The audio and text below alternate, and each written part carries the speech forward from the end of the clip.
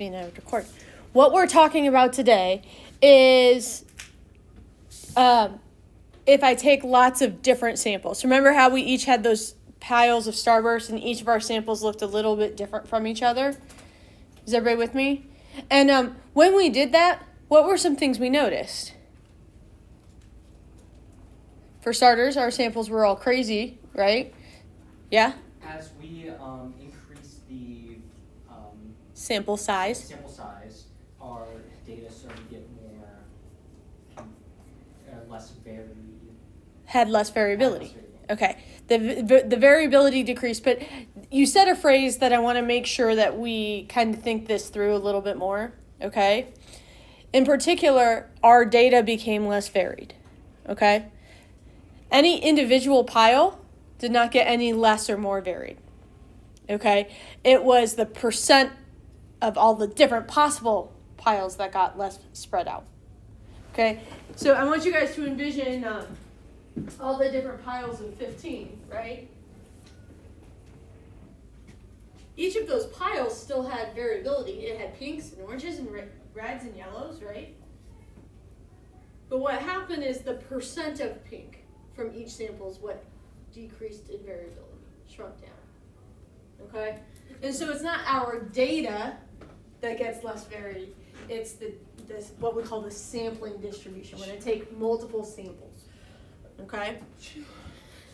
And then we started talking about like the sampling distribution of p hat. And when we talk about the sampling distribution of p hat, okay, there are three things whenever we talk about a sampling distribution that we need to kind of think through. And that is the shape, the center, and the spread of that distribution. Everybody with me? So let's go ahead and say I operate in this world where 72% of students plan on attending a basketball game.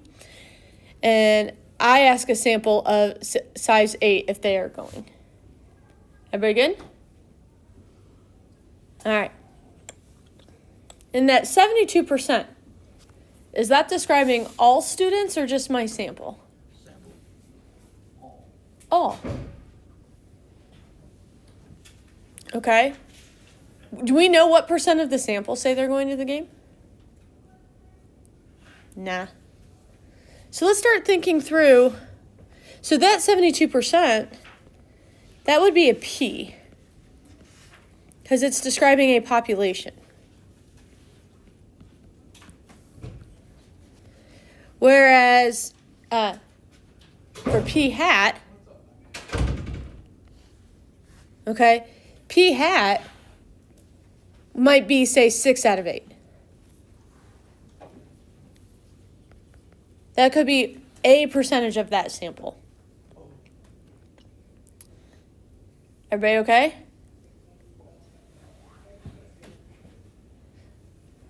But we could take a different sample and it would be 5 out of 8. Or a different sample and it would be 7 out of 8.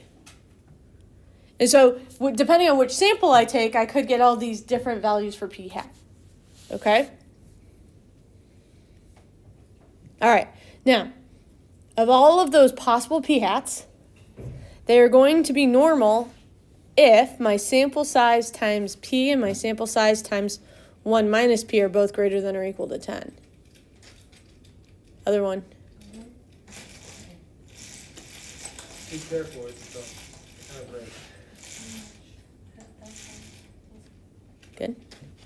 All right. So I'm going to let's go ahead and do an example all the way through here. So suppose that 32% of all high school students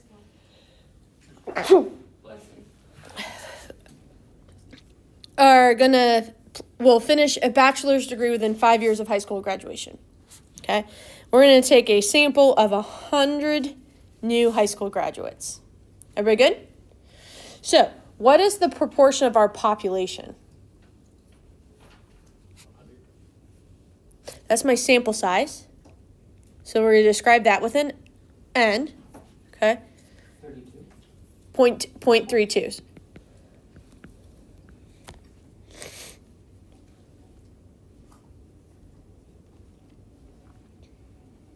Okay? All right. Now, to decide if something's normal, or if these p hats are going to be normal, I'm going to do 100 times 0.32 and 100 times 0.68.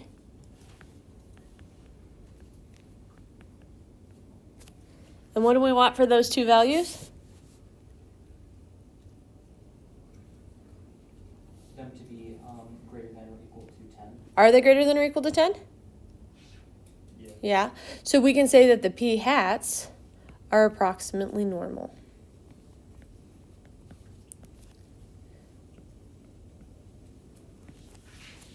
Yes. Why is it greater than or equal to 10? Cause Where did we get 10 from? Cause? No. I'm not To be honest, that's the answer. So basically what happened is the way it became 10 is like people took known probability events and just did a whole bunch of them. Right? They might have taken something like this big, right? So just kind of envision repeated sampling. Okay? They might have taken something like this bin and started with sample size of 5, and it was not normal. Where they took a bunch of samples and saw it. And like it was an experiential thing that they basically figured that out. So it's just always going to be greater than or equal to 10, and if it's not greater than or equal to 10, then it's not normal? Correct. Okay. When you say it, Sample. it's two different values, and it's not the sample itself. It's essentially what it boils down to is it's your expected number of successes and your expected number of failures. Those both have to be greater than or equal to 10. Cool? How did you get 68? Or how do you Yeah, because it's NP and N 1 minus P. So the 68 is 1 minus 0.32. Cool? Yep. Everybody good? All right. Now, to describe the center, we're going to use a fancy symbol. It's going to have a curly QM, that mu for mean of the p hats. So that subscript's just describing what I'm taking the mean of. No problem, Bob. I'll get it to you soon, I hope.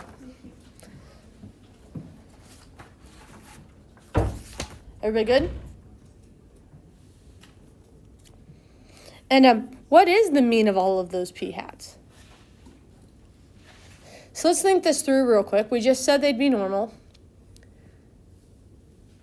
All right? And so we know that the percent of the population is 0.32. Is everybody with me? But if I take a sample, is it going to be 0.32? Nah. Could it be 0.32? Yeah. Could be a little above, a little below. But it's going to be close to 0.32, yeah? So it could be like, I don't know, let's call this 0.3 and this 0.34. And they're going to start to kind of fill in. If I take a sample, it might be 0.3. Then I take another sample, it might be 0.33. And then another sample, and it might be 0.32. And then another sample is in between those, and so on and so forth. But because the population value is 0.32, aren't our samples going to be pretty darn close to 0.32? Okay, so the mean of all of our different possible sample proportions is going to be whatever the population value is.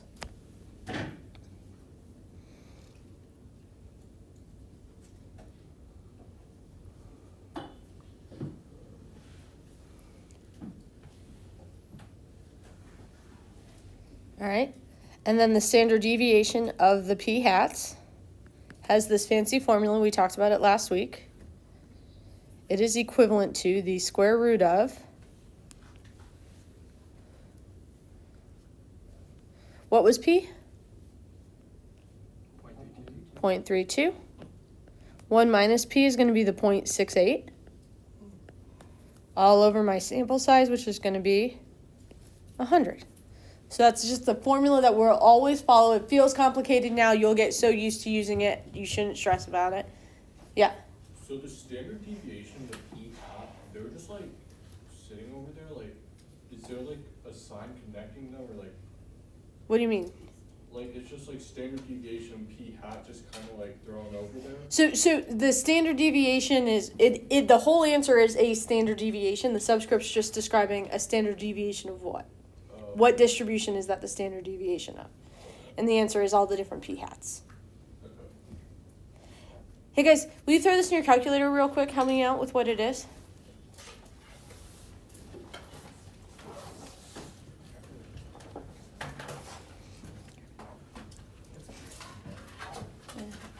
Thank you, dear.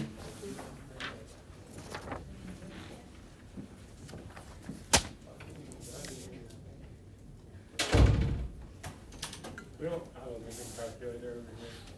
I got one. Never mind, take it back. No worries.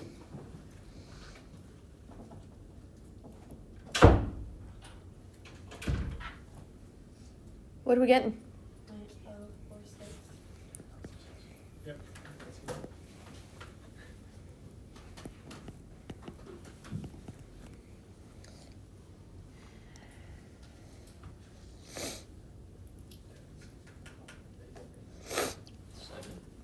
Hmm? 7.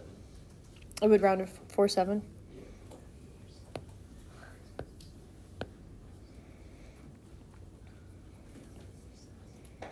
All right, now,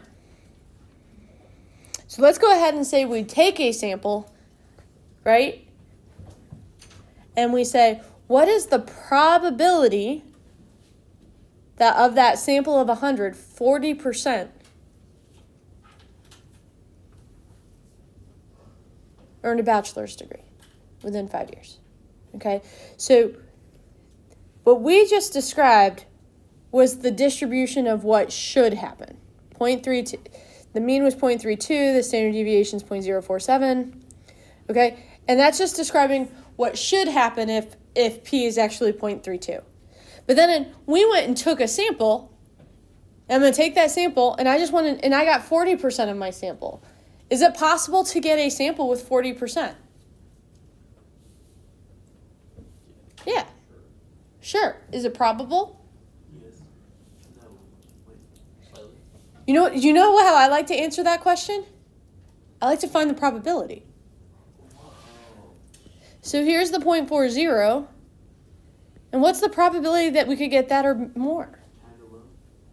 I don't know. Put it in your calculator so we can figure it out.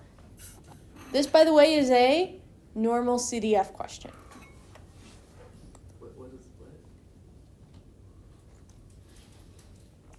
You could use the normal CDF function on your calculator to answer this question. Yeah. 0.044. 0.044. 44.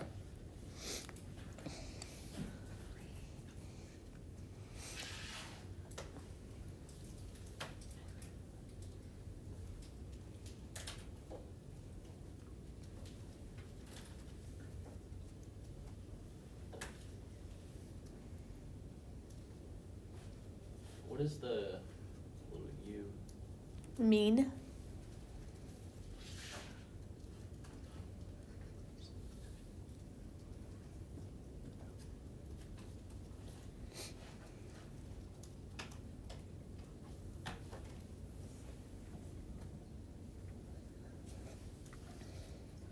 These p hats are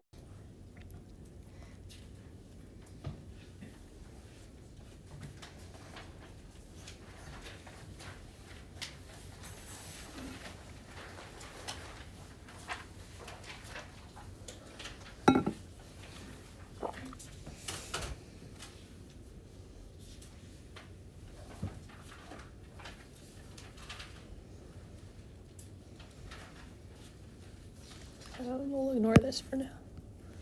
It is S. Ignore that top line because it's just on the wrong page. We'll just ignore it. It'll be fine.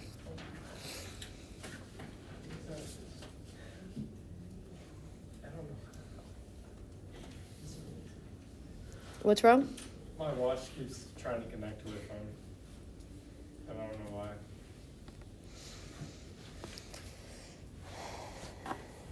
All right. What are you guys seeing here?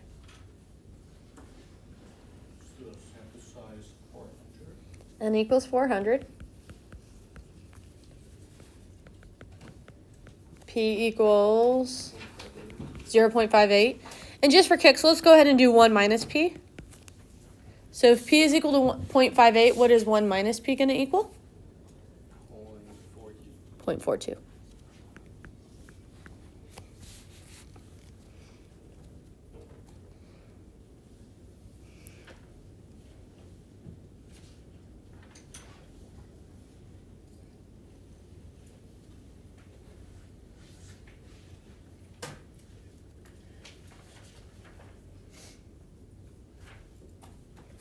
All right, so now, you guys, let's start with, is the distribution of the p hats going to be normal? So again, we each take a sample, we measure its percentage. So imagine I have a sample of 400 cars, and then you have one, and you have one, and you have one, and you have one. Okay, each one of us has our own sample of 400 cars on the highway. Everybody with me so far? Are all of us going to get exactly 58% of our samples wearing seatbelts? No. Why not? Because I hope more than that would wear seatbelts. Samples are not perfect. Everybody with me? Okay, so that's why these are all different. So the first thing we want to decide is, yeah, they're different, but are they mound-shaped? Are they symmetric? Do they make this, can we use the normal curve to approximate them? And to answer that question, we do that for n p and 1 minus p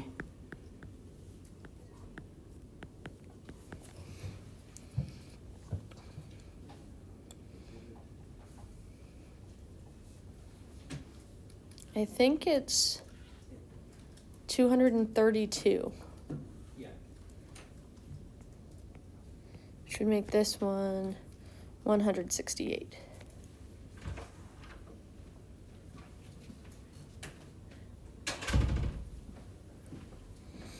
So can I use the normal distribution? Yeah. How often would we get a question where they would just end right there where it is a normal? Never. What really happens is, give me just a second. What really happens, Walter, is before you run a study, before you take your sample, you make sure it's big enough that that won't be an issue.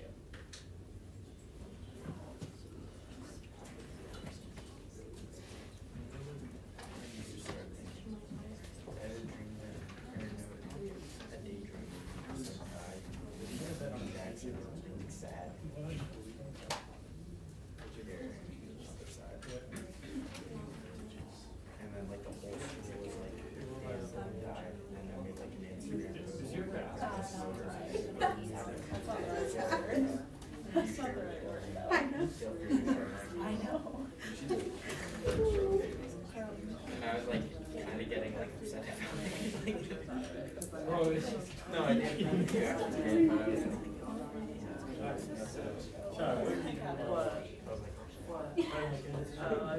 That's just a flashlight. It's a flash. Oh.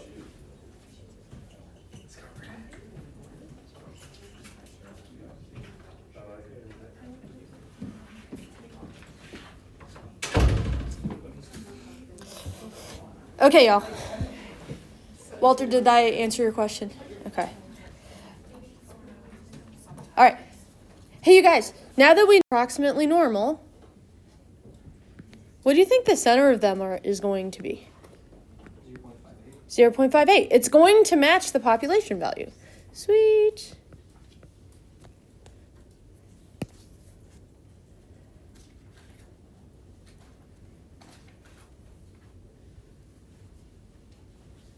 Okay?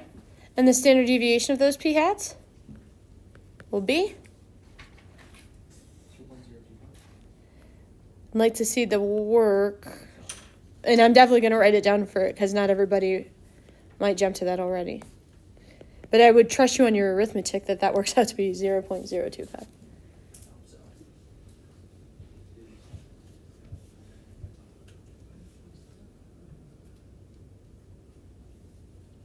Are you guys feeling okay with this? All right, so now if I say, well, what's the probability that of all of those 400 cars, we had somewhere between 55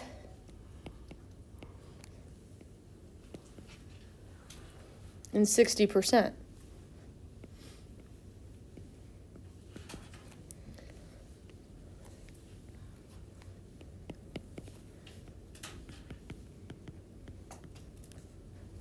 What's that probability?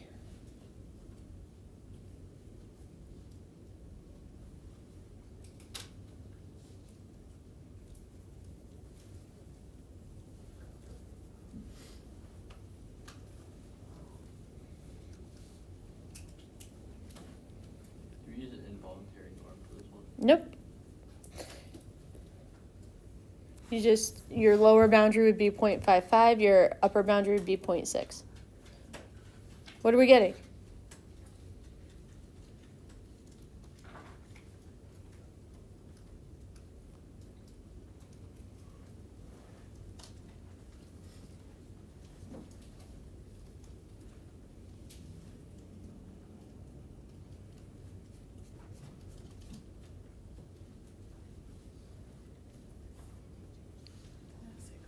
.67?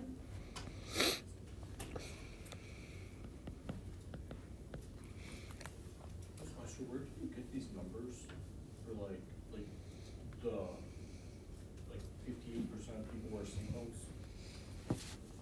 seatbelts? Most of the time. It's made up?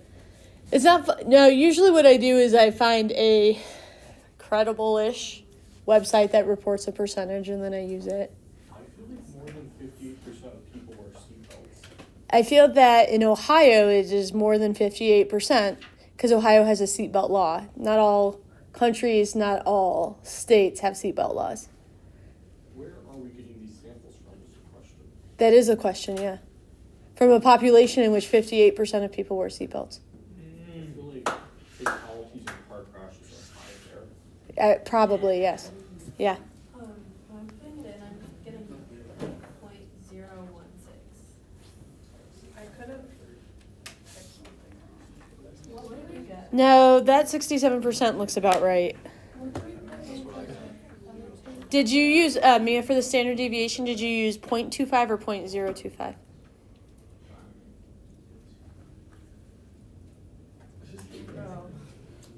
kept it as 1. So use 0.025 and you'll be good.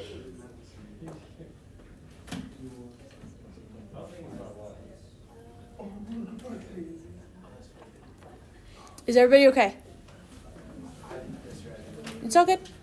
It's all good. That's why it's better to figure it out while we're learning it rather than to, just go with the flow. We'll figure it out now so we can fix it. All right, you guys. I'm getting 0 now. I'll be back there in just a sec, Mia. Okay, you guys, for this next question, it says, what is the probability that more than 300 motorists are wearing their seatbelts? And in this situation, you guys, that 300 motorists, this is a graph of all the percents, yes? It's not for like the number of people, it's for the percents. So what we need to do is change that 300 people into a percent by doing 300 out of how many? 400. So sometimes you have to change what you're given in the question into a p-hat so that you can use this distribution of p-hats. Guys, that's 75%. So go ahead, draw your picture and tell me what is the probability that more than 75% of people are wearing their seatbelts?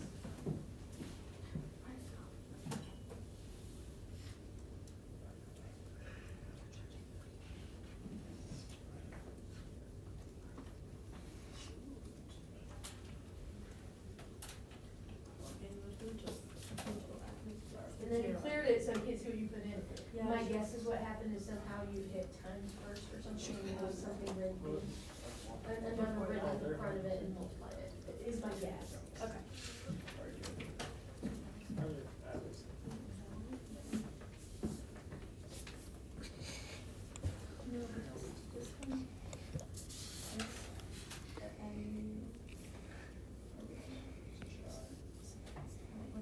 Jeffrey?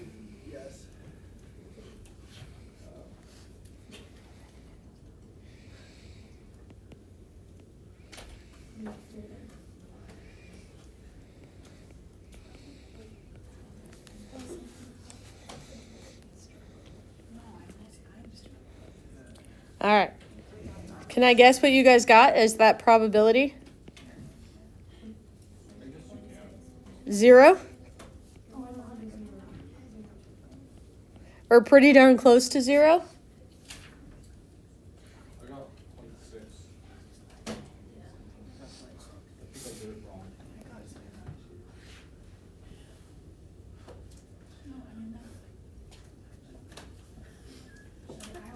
It's definitely less than a half, yes?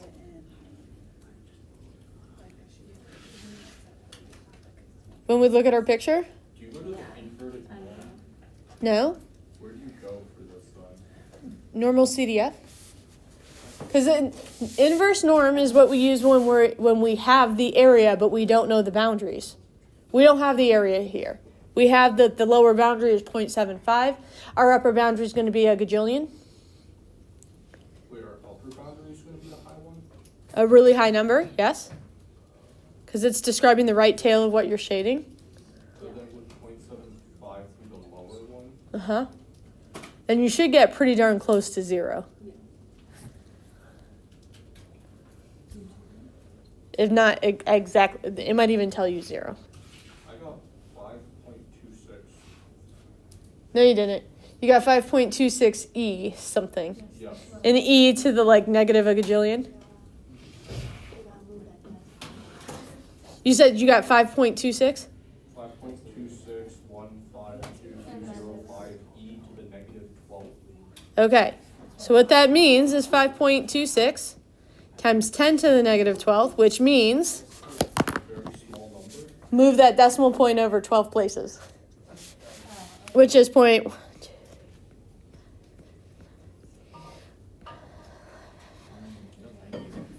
And so when you guys get that E negative, okay, as long as it's if it's negative 5 or lower, you can just call it 0.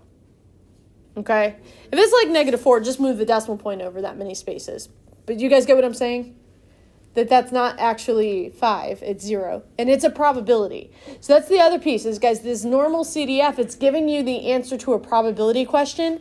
It needs to be less than 1. And if you give me something bigger than 1, that's telling me you don't really understand what you're doing.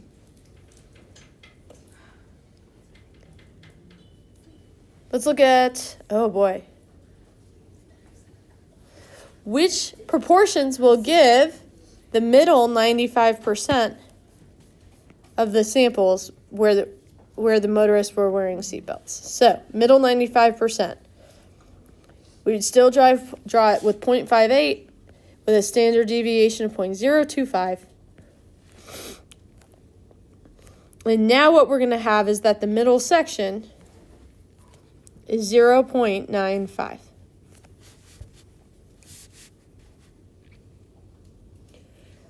So now we know the area, we don't know the boundaries. This might be a case where we use inverse norm. However, most of your calculators, a lot of your calculators, think about inverse norm in left-hand areas. So what you want to pick, what you want to think through is, if the middle is 95%, what is each tail? 2.5%, which would be 0.025. Okay? So when you do that inverse norm and it's asking you for an area, you should use 0.025 as your area.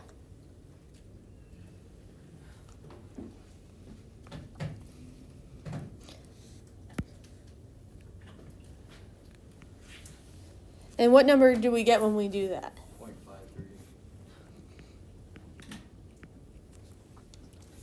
0.63.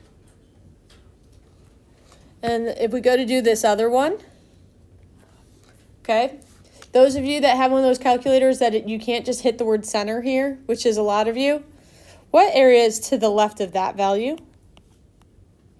What's my blue area?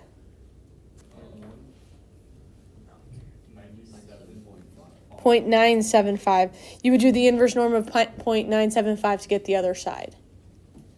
And that should work out to be 0.63.